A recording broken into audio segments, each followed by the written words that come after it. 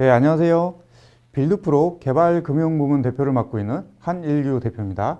예, 이번에는 보통 건축을 할 때 이제 단순하게 땅을 사서 이제 건물을 짓는다. 이제 이런 관점에서 이제 보면 안 되고, 건축 자체는 이제 사업입니다. 사업을 진행할 때 중간중간에 반드시 알아야 하는 부분들이 있습니다. 굉장히 많이 궁금해하는 부분들이지만 또 잘 모르는 부분, 이 세 가지를 먼저 오늘 설명을 좀 드리겠는데요. 네, 우선 첫 번째, 보통 땅은 있는데 돈이 없다. 이럴 때 과연 이거를 건축을 할 수 있을까? 예, 할 수 있습니다. 예, 이 부분에 대해서 좀 설명을 드리고요. 그리고 이제 도급 금액과 이제 부가세 두 번째 내용인데요. 보통 이제 부가가치세법상 어떤 물건을 사면 뭐든지 한 10% 정도의 세금이 붙습니다. 근데 잘 생각을 해보시면 이 농산물이라든가 이런 이 면세 상품이라는 게 있습니다. 이런 것들은 부가세가 안 나가죠. 10%가. 근데 건축도 이런 부분이 있습니다. 그래서 어떤 건물을 지을 때는 이제 10%의 부가세가 이제 발생을 합니다. 그래서 이제 도급금액 이 공급가액에 대해서 10%가 붙는 건축물이 있고, 그리고 어떤 건물은 붙지 않습니다. 그리고 어떤 건물의 경우는 또 부가세가 부과가 된 걸 별도로 이 환급을 받는 건물도 있습니다. 그래서 이 부분에 대해서 좀 설명을 드리고요. 그리고 이제 마지막으로 토목공사비가 급증하면 남는 게 없다. 이제 이 부분인데, 우리가 보통 건축을 하기 전에 이 건축 사업이기 때문에 원가를 조정을 해야 됩니다. 원가가 올라가면 당연히 사업성이 떨어지죠. 근데 우리가 일반적으로 땅을 사서 이 땅에 이 건축 계획안을 만들어서 보면 대부분은 그 예산을 예측을 할 수가 있는데, 그 중에 이제 한 가지 예측을 하기 힘든 게 이제 토목 공사비가 있습니다. 이 부분에 대해서 좀 설명을 드리겠습니다. 예, 우선 첫 번째, 이제 서초동에 있는 이제 땅이 있었는데요. 이제 이분께서 오랫동안 사시던 집인데, 오랫동안 거주를 해서 땅값이 굉장히 많이 올랐습니다. 근데 잘 아시겠지만 이제 세법상 가지고 있으면은 보유세가 점점 늘어납니다. 특히 단독주택과 이제 아파트를 비교해 보면, 아파트의 경우는 시세에 한 70%, 80% 정도 공시가격이 거의 따라와 있지만, 단독주택 같은 경우는 과거에는 한 10억짜리 단독주택이라면 실제 공시가격은 반 정도, 한 50% 이랬는데, 특히 이제 서울 지역에서 지가가 좀 높은 지역의 경우는 오래된 단독주택의 경우도 대지가 한 80평 정도가 되면은 땅값이 평당 5천만 원대가 다 넘어가기 때문에 한 40억, 50억까지 가는 이런 땅들, 이런 오래된 단독주택도 있습니다. 그러면 이 단독주택은 당연히 무수익 자산이겠죠. 근데 보유세는 계속 급증을 하고 있습니다. 이러다 보니까 이런 걸 갖고 계시는 분들이, 특히 이제 은퇴하시는 분들, 도대체 늘어나는 이런 세금들을 어떤 식으로 이제 처리를 할 수 있을까? 대부분 이제 이런 경우에 토지가 갖고 있는 담보 여력 플러스 이제 건축을 할 때 이 건축물을 짓고 난 다음에 예상되는 이런 캐시플로우를 짜서 이제 사업 계획서를 잘 만들어서 이제 파이낸싱을 하면 이런 조건의 땅을 갖고 계신 분들의 경우 현금이 없어도 얼마든지 건축이 진행이 가능합니다. 그래서 이제 이 케이스에 대해서는 실제로 수업을 할 때 좀 자세히 설명을 좀 드리도록 하고요.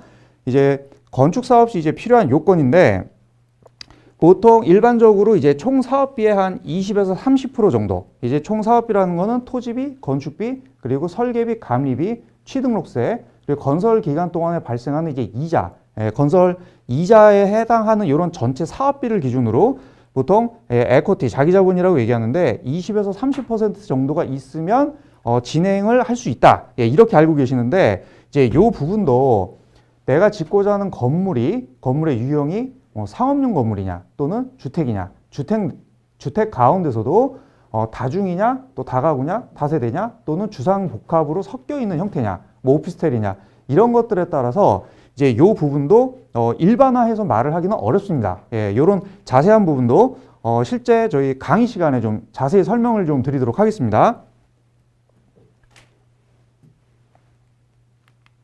네, 이제 두 번째, 공사비 대출에 있어서 어떤 부분을 이제 주의를 해야 하느냐 설명을 드리겠는데요.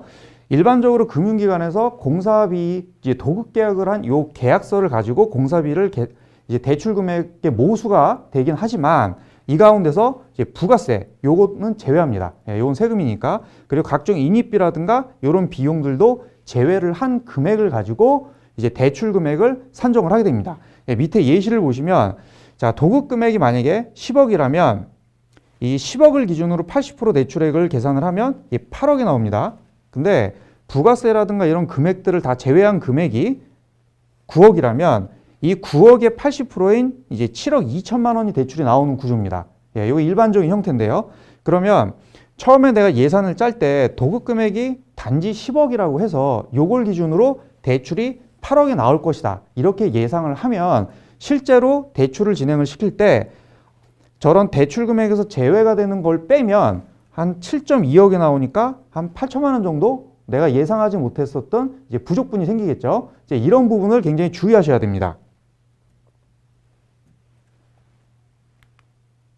예. 자, 그리고 토지 잔금 대출 때 좀 주의를 해야 되는 부분 또 말씀을 드리겠는데요.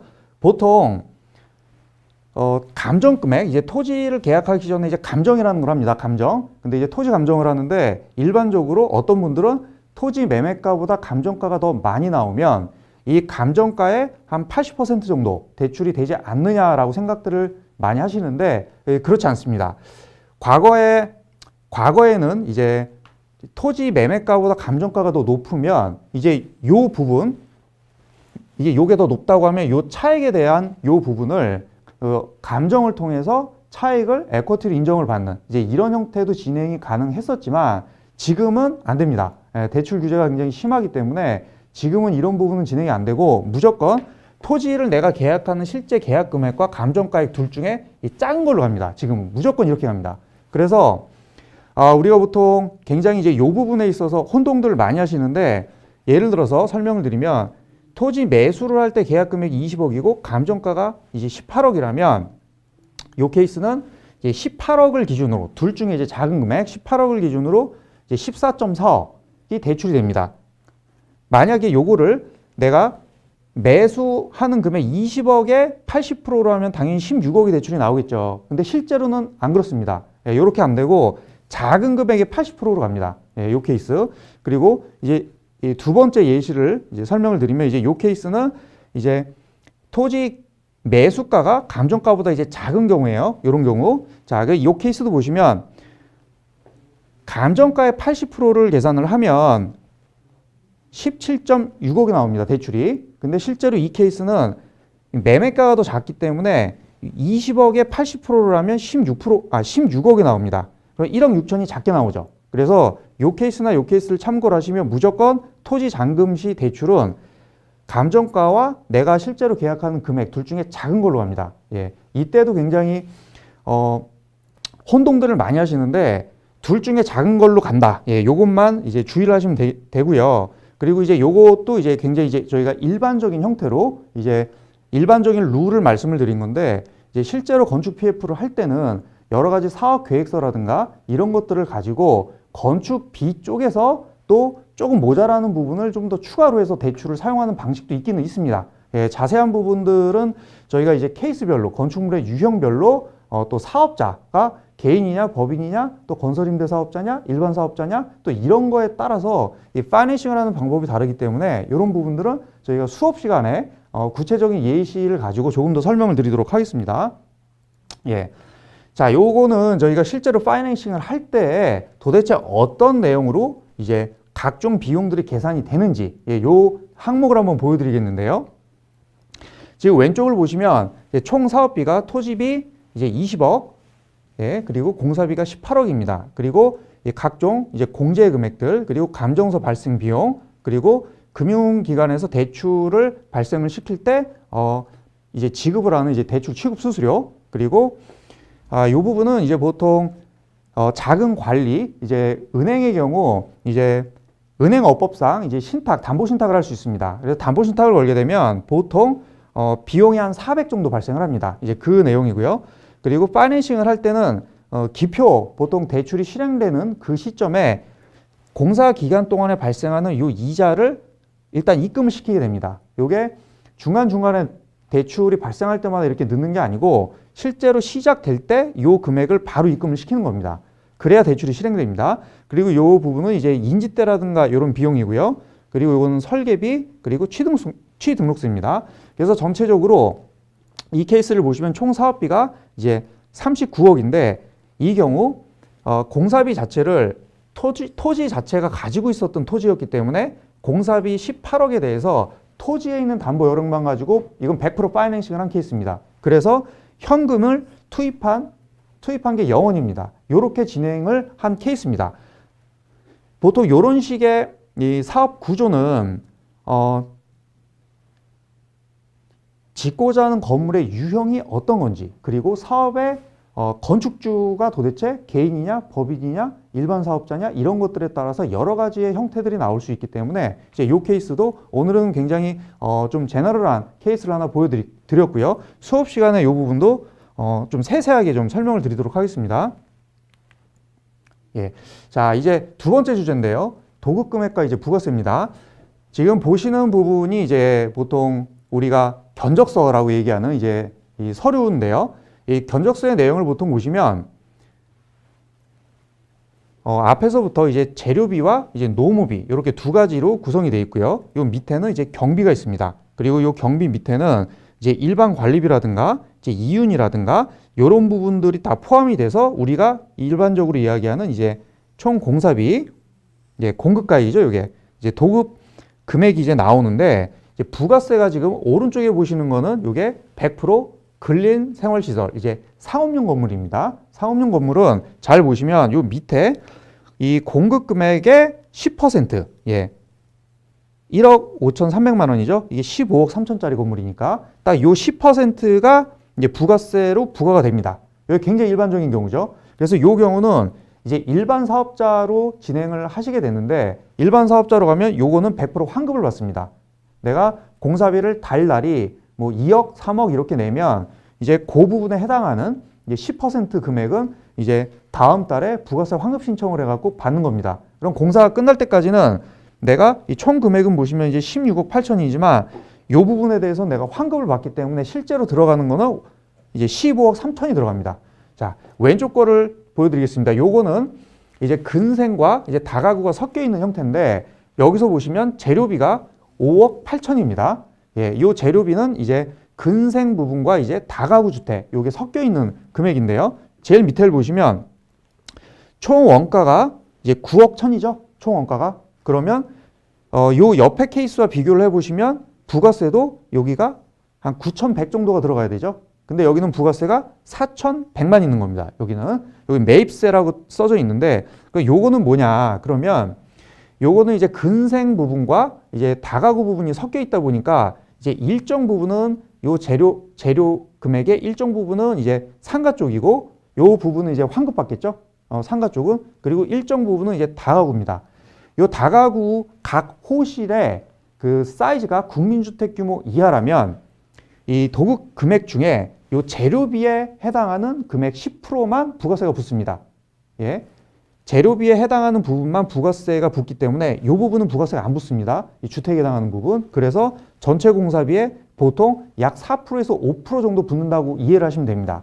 그래서 일반적으로 우리가 이런 내용을 모르고 이제 계약을 한다. 그러면 보통 이 도급 계약서 상에 VAT 별도하고 도급 금액이 이렇게 써져 있을 겁니다. 그러면 이 도급 금액의 10%를 무조건 부가세를 붙인다고 하면 만약에 내가 계약을 하는 건물이 모든 실이 국민주택 규모 이하의 다가구 주택이다. 다세대 주택이다. 그렇다면 실제 붙는 부가세는 약 4%에서 5%일 건데 그 초과되는 부분은 이제 시공사 쪽에 이제 자연스럽게 마진으로 흘러 들어가게 되겠죠. 그래서 이 내용이 우리가 굉장히 흔하게 이제 부딪힐 수 있는 부분인데 의외로 잘 모르는 내용입니다. 예, 이 부분도 이제 사업을 할 때 이 내용을 모른다면 이 원가가 올라가기 때문에 이 부분을 좀 소개를 해드렸고요. 예, 다음으로 이제 토목공사비가 급증하면 이제 남는 게 없다. 이제 이런 내용을 갖고 설명을 좀 드리겠는데요. 이제 보통 저희가 건축 사업을 시작을 하기 전에 이제 건축 계획안이라는 거를 이제 만듭니다.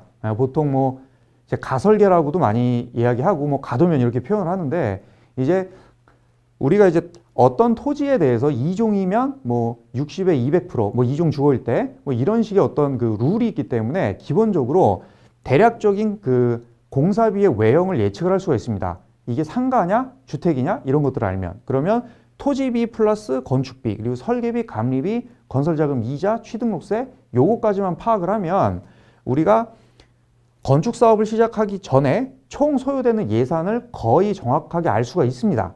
근데 그 중에서 알기가 굉장히 파악을 하기 굉장히 힘든 게 이제 특히 토목비인데 저희가 실제로 진행을 했었던 이제 케이스 중에 마포 쪽에 있는 땅이었습니다. 근데 마포 나루라고 부르죠. 과거에 이 나루터였었던 지역이 있습니다. 근데 여기를 매립을 하다 보니까 건물을 일단 철거를 했습니다. 건물을 철거를 했는데 이 밑에 쪽이 굉장히 진해력이 안 나오는 겁니다. 건물은 이제 10톤짜리가 건물이 쓰는데 위에 10톤짜리 건물이 쓰는데 이 밑에가 굉장히 이제 소프트한 거죠, 땅이. 그러다 보니까 이 밑에 땅은 한 무게를 3톤 정도밖에 견딜 수 없는 땅입니다. 진해력 검사를 해봤더니. 근데 건물은 설계는 이게 10톤이었고요. 그러면 7톤 정도가 마이너스가 되기 때문에 건물을 허문 상태에서 여기다 이제 파일이라는 걸 받고 그 위에 건물을 올립니다. 이러면 돈이 엄청 들어가겠죠. 근데 이런 토목공사비가 도대체 얼마가 더 들어갈 수 있는지에 대해서 알 수 있는 시점이 불행하게도 건물을 철거를 하고 나야 그걸 알 수 있습니다. 근데 잘 생각해 보시면 대출을 발생시키는 시점과 토지 계약금이 들어가는 그 시점에서는 이걸 알 수가 없습니다. 보통 건물을 갖고 매도자의 입장에서 건물을 먼저 철거를 하게 하는 사람이 없습니다. 대부분이 잔금을 치르고 나서 건물을 철거하고 이 진해력 조사를 한 다음에 이제 토목 설계를 하기 때문에 매수자의 입장에서는 도대체 토목공사비가 얼마가 들어갈지 이거는 시간이 조금 지나야 알 수 있어서 이 부분 굉장히 주의를 해야 합니다. 그래서 이 케이스도 저희가 서울 지역을 지도를 놓고 봤을 때 저희가 프로젝트를 굉장히 많이 진행을 해봤기 때문에 도대체 어떤 지역에서 이런 식의 이슈들이 발생을 할 수 있는지를 저희가 대략적으로 알고 있습니다. 그리고 대구라든가 이제 부산 지역에서도 이제 빌드프로의 대구지사와 부산지사가 있기 때문에 그 지역에 대해서 또 정통하신 기술자분들이 있어서 이분들한테 문의를 하시면 전반적으로 어떤 지역에서는 이런 이슈가 있을 수 있다. 이걸 알 수 있습니다. 그래서 이런 거를 모르고 바로 이제 토지를 매입을 해서 대출을 진행을 시키고 이렇게 가다가 예산이 크게 빵꾸가 나면 굉장히 골치 아픈 일들이 발생을 합니다. 지금 이쪽에 보시는 이런 토지들의 경우도 보시면 여기 앞에서 봤을 때는 뭐 큰 문제가 없겠지만 뒤로 가서 보면 뭐 이런 식의 굉장히 큰 경사지들이 있습니다. 그러면 이런 부분들도 건축을 할 때 내가 예상하지 못하는 원가가 여기서 튀어나올 수 있습니다. 예, 이런 부분들 보강하는 데서. 근데 눈으로 대충 봐도 아시겠지만 이런 것들을 보강공사를 해버리면 원가가 정말 많이 상승을 합니다. 그리고 여기서 보이시는 부분도 이제 이것도 저희가 실제로 이제 사업을 진행했었던 이제 케이스인데 이제 이쪽에 보이는 이제 요 집을 사려고 하는데 후면부에 와 봤더니 이쪽에 옹벽이 굉장히 높게 있는 겁니다. 그러면 이 집을 이쪽 구축을 허물고 건물을 지으려고 할 때 이 부분에 대한 보강을 해야 되기 때문에 토지를 매입하기 전에 이런 땅의 경우는 반드시 기술자와 현장을 방문해서 견적을 뽑아보고 도대체 금액이 얼마가 들어갈 것인지를 예상을 해본 다음에 전체 예산을 구성하고 이제 토지 계약금을 넣고 진행을 해야 됩니다. 예. 자, 그럼 요것도 한번 간단하게 이제 숫자를 조금 보여드리겠는데요. 왼쪽에 보시면 이제 토목비가 이제 거의 들어가지 않는 땅입니다. 토지비가 20억이고 건축비가 10억입니다. 보통 서울에서는 이제 일반적으로 토지비와 건축비의 비율이 한 뭐 7대 3이라든가 뭐 8대 2 뭐 이렇게 많이 갑니다. 토지비가 훨씬 비싼데 여기서 내용을 보시면 세금 9천만 원, 금융비, 이자, 그리고 설계비 3천만 원 하면 총 원가가 31억 7천만 원. 예. 31억 7천만 원인데요. 오른쪽을 보시면 예상하지 못했었던 토목공사비가 한 1억씩 들어간다면 32억 7천만 원 정도 발생을 합니다. 그러면 우리가 이제 일반적으로 그런 요런 한 30억 정도의 사업을 했을 때 그럼 목표 마진이 얼마냐? 보통 사업 기간이 6개월에서 8개월 정도가 걸리기 때문에 대부분 예상하는 목표 마진은 10% 내외입니다. 근데 그 중에서 토목비가 뭐 1억씩 들어가고 이렇게 돼버리면 마진의 거의 한 30% 이상이 빠진다고 볼 수 있겠죠. 그래서 이 눈에 안 보이는 이 토목비는 대지가 한 60평에서 80평 정도 되더라도 저희가 지금까지 진행해 본 바에 의하면 진해력이 많이 안 나오는 경우 한 1억까지도 한 70평, 80평짜리 토지에서 발생을 한 적이 있습니다. 예. 그리고 기타 그 사업의 원가를 상승시키는 요인들이 여러 가지가 있는데 오늘은 일단 이 부분만 말씀드리고요. 다른 부분은 이제 저희가 실제로 수업을 진행을 할 때 거기서 조금 더 많은 예와 풍부한 자료를 가지고 설명을 드리도록 하겠습니다. 예, 여기서 마치도록 하고요. 저희 실제로 이 수업을 진행을 할 때 수업 시간에 뵙도록 하겠습니다. 예, 감사합니다.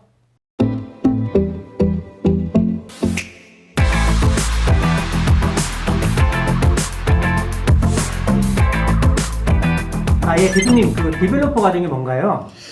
예, 디벨로퍼라고 그러면 저는 한마디로 딱 줄이면 지휘자라고 저는 보는데, 지휘라는 거는 음악 오케스트라를 할 때 예를 들어 피아노부터 뭐 바이올린, 뭐 비올라 전체를 다 한꺼번에 조절하는 사람이잖아요. 그럼 부동산에 있어서 개발을 할 때 내가 어떤 건물을 짓겠다. 그럼 토지 매입부터 그리고 뭐 시공, 뭐 관리, 그리고 마지막에 뭐 분양, 세금 관련된 모든 거를 총괄하는 게 저는 디벨로퍼, 즉 지휘자라고 생각합니다. 제일 힘든 게 자금을 어떻게 활용하냐, 이게 되게 중요하거든요. 소액이기 때문에 금액이 많은 사람이야 그냥 땅 사서 건물 지으면 되겠지만 우리 같은 사람들은 소액으로 어떻게 자금을 잘 활용해서 건물을 짓냐잖아요. 그래서 제가 이 과정을 하면서도 우리 금융 파트는 되게 중요하다고 저는 생각하기 때문에 내가 볼 때는 한 대표님께서 이 과정 하면서 그런 비밀들 같은 경우를 좀 많이 공개를 이제 해주실 겁니다. 예, 특히나 이제 요즘에 금융 규제가 많다 보니까 사업을 시작을 할 때 내가 갖고 있는 현금과 대출 그리고 또 이걸 지었을 때 총 이제 사업비 내에서 자금을 어떻게 운영할 것이냐. 그렇죠. 이제 이런 부분들이 굉장히 정교하게 구성이 되질 않은 상태에서 사업을 시작을 하면 그치. 이제 중간에 돈이 없어서 이제 멈추게 되기도 하고 사고도 많이 예, 나고. 굉장히 좀 힘든 일들을 겪을 수 있기 때문에 사업을 시작하기 전에 그 모든 금융을 세팅을 하고 시작을 해야 됩니다. 예, 그래 이제 시행착오를 줄일 수 있습니다. 이런 정보들은 사실 어디에 가서 들을 수 없죠. 접하기가 어렵거든요. 자, 일단 우리가 이제 13주 과정을 하잖아요. 13주 과정으로 가는데 제가 아마 제일 처음에 토지 매입부터 어떻게 할 건지, 토지는 어떤 토지가 건축하기 좋은 땅이다. 기본적인 베이스가 있어야 나중에 제일 처음에 토지 매입을 하니까 제가 그 과정을 하고 그다음에 이제 12주는 이론을 가고요. 마지막에 이제 임장도 한 번을 가는데 시기를 봐서 일정한 시간이 딱 됐을 때 현재 공사 중인 현장 가서 임장도 하고 와서 거기서 수익률이라든지 이런 것도 계산할 건데 이번에 참여를 하시는 분들이 만약에 토지를 가지고 계시다면 이제 그 지번을 먼저 교육 시작 전에 이제 저희가 받을 겁니다. 네. 그러면 요걸 가지고 저희 이제 건축사님께서 한 2주간에 걸쳐서 수강생이 예를 들어서 10명이다. 그럼 이 10개 토지를 가지고 다 분석을 해서 요런 토지들은 굉장히 좋은 케이스. 그리고 요런 케이스는 개발을 하면 수익을 별로 보기 힘든 케이스. 예, 요런 것들을 실제 자료화해서 요걸로 강의를 할 겁니다. 마지막에 또 강의가 끝날 때까지 저희가 보통 건축 계획안이라는 요 아웃풋을 저희가 드릴 건데요. 요게 이제 실제로 외부에서 어떤 건축사분한테 비용을 주고 하시면 요 안 하나당 한 200만 원 정도. 그렇죠. 그거 하나 값이 이 들어갈 수강료랑 겁니다. 똑같죠? 예, 한 2, 300 정도 들어가는데 그거를 저희가 만들어 드리고요.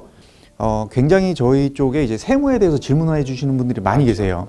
예, 그래서 과연 나의 상황에 맞는 이 세무 구조, 내가 갖고 있는 땅에 건축을 할 때 나는 도대체 이걸 건설임대 사업자로 해야 되느냐? 그럼 이게 법인이 주체가 돼야 되느냐? 개인이 주체가 돼야 되느냐? 또는 내가 상속을 받은 땅 또는 증여를 받을 땅인데 내 형제들도 여러 명이 있고 도대체 이럴 때는 이걸 어떻게 해야 되느냐? 예, 건축을 하면서 이제 이런 부분들을 같이 도대체 어떻게 하는 게 효율적인지 예, 이런 부분에 대해서도 저희 강의를 듣는 이 도중에 저희가 다 분석을 해드립니다. 네. 그래서 저희는 완전 실전이기 때문에 본인이 어떤 건축을 준비하고 있다든가 또는 토지를 보유하고 있는데 도대체 어떻게 해야 될지 막연한 경우들, 예, 이런 분들이 좀 수업을 들으시면 교육 과정에 참여를 하시면 좀 많은 도움을 그죠. 좀 받을 수 있습니다. 네, 저희는 나홀로 건축 디벨로퍼 과정에서 뵙겠습니다. 자, 나중에 강의장에서 뵙겠습니다.